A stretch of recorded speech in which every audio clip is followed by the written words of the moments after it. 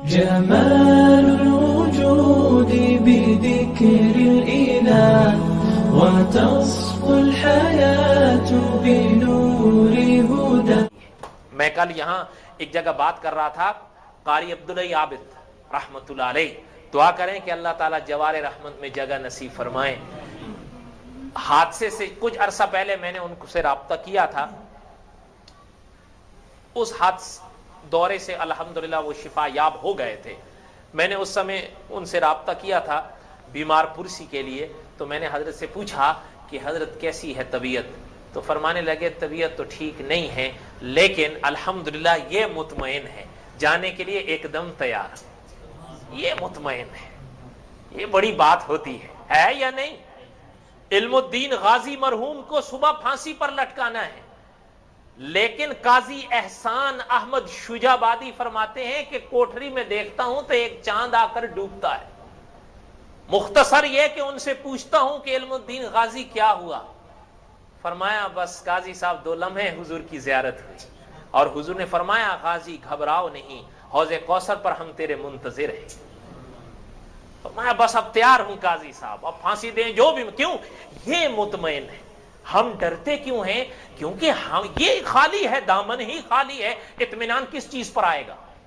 آپ اور ہم جب سفر کرتے ہیں، کسی ملک جاتے ہیں، ہم اپنے ہاتھ کو مضبوط کر کے جاتے ہیں کرنسی کے لحاظ سے کہ یہ وہاں کام آئے گی. یہ مطمئن ہوتا ہے یا نہیں ہوتا؟ بھروسہ ہمارا اللہ پر ہے، یہ یاد رکھیے گا. بھروسہ اللہ پر ہے، لیکن آپ اور ہم انسان ہیں. ظاہری طور پر یہ کرنسی سے ظاہری دھیرج بنتا ہے. اب علماء فرماتے ہیں آخرت کے زمانے کی اور آخرت کے جہان کی کرنسی تو عمل ہے. جس طرح اس دنیا کے سفروں میں یہاں کی کرنسی دھیرج بناتی ہے ظاہری طور پر، وہاں کے لیے بھی ایسی کرنسی کا ذخیرہ کرو کہ ظاہری طور پر یہ دل جڑ جائے، کھڑا ہو جائے، مطمئن ہو جائے. ہاں بھروسہ اللہ پر رکھو کیونکہ نگاہ کرم تو وہیں سے ہوگی. بات سمجھ میں آ رہی ہے؟ پتہ نہیں آپ کیوں پریشان بیٹھے رہتے ہیں. آپ کو لگتا ہے وہ رد پھیرا کے باطلا بڑا مزہ دیتا ہے. اپنی بھی اصلاح ہونی چاہیے یا نہیں؟ وہ ان کو کیا کریں؟ مولانا محمد منظور نعمانی رحمت اللہ علیہ فرماتے ہیں 10 سال ان کے ساتھ مناظرے کرنے پر اس نتیجے پر پہنچا ہوں کہ انہیں کوئی دھوکہ نہیں ہے، انہیں ضد ہے اور ضد کے کوئی علاج نہیں. اس لیے اپنی فکر بھی کرو اس موقع پر اور دعا کریں کہ اللہ صحیح عقیدہ نصیب فرما دے. حقیقت ہے جو بعد میں موت اس لیے ہم ڈرتے ہیں کہ اپنے ادھر کچھ ہوگا تو دھیرج ہو، ہے یا نہیں؟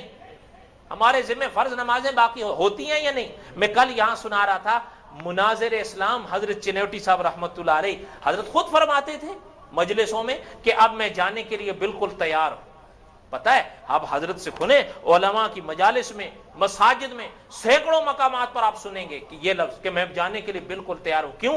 حضرت الحمدللہ واضح طور پر قسم کھا کے فرمایا کرتے تھے کہ چنوٹی کے ذمے کوئی فرض نماز نہیں ہے. حضرت فرماتے تھے وہ اصل میں تھا کیا؟ حضرت نے چیلنج کا جواب دیا تھا کہ او گولیکی کے شاعر، تو کہتا ہے کہ جس کو محمد دیکھنے ہو اکمل، غلام احمد کو دیکھے قادیاں میں، یہ کفر ہے. حضرت فرماتے تھے کہ تو مقابلے کے لیے کہاں نکلا ہے؟ ادھر مقابلہ کر. تیرے والا تو نمازیں کھا جاتا تھا، میں ایک امتی ہوں لیکن میرے ذمے کوئی فرض نماز نہیں ہے. آگے حضرت فرماتے تھے، یاد رکھنا، حضرت فرماتے تھے میرے ذمہ ماہ رمضان کا کوئی فرض روزہ نہیں ہے. حضرت فرماتے تھے میرا ایکسیڈنٹ ہوا، اس کی وجہ سے روزے منع کیے گئے، لیکن جیسے ہی شفا ہوئی تو اللہ تعالیٰ کی طرف سے تو میں نے وہ روزے جو رہ گئے تھے ان کو واپس ادا کیا. فرمایا میرے ذمہ کوئی ایک فرض روزہ نہیں ہے. سمجھ رہے ہیں؟ نہیں سمجھ رہے ہیں؟ فرمایا اللہ کی عنایت ہے کہ استطاعت پر ایک حج فرض ہوتا ہے. فرمایا میں نے اللہ کے کعبے کے 15 حج کیے. کتنے؟ فرمایا اب تیار ہوں بالکل جانے کے لیے.